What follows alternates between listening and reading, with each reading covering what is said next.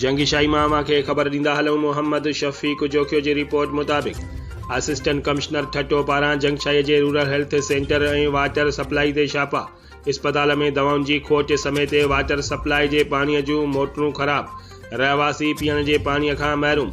AC ठट्टो पारां सख़्त कावड़ जो इज़हार कयो वियो। एसी ठट्टो वकास मलूक खटक ओचितो रूरल हेल्थ सेंटर जंगशाही ते पहुतो, जिते अपग्रेड थियल रूरल हेल्थ सेंटर जंगशाही में 17 डॉक्टरनि जूं जायूं हूंदे बि उते डॉक्टरनि तोड़े दवाउनि जी खोट जी बरक़रारी आहे।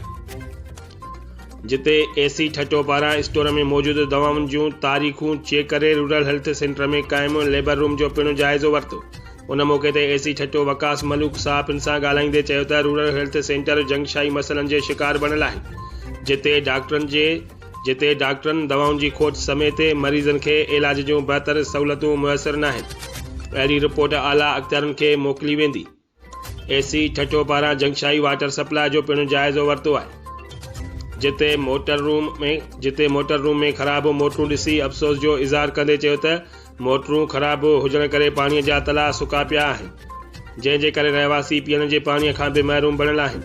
हुन चयो त जंगशाही जे समूरनि मसइलनि खे नज़र में रखी अवाम खे पीअण जे पाणी, सिहत समेत समूरियूं बुनियादी सहूलियतूं मुहैया करे ज़िम्मेवारनि ख़िलाफ़ कार्रवाई कराई वेंदी।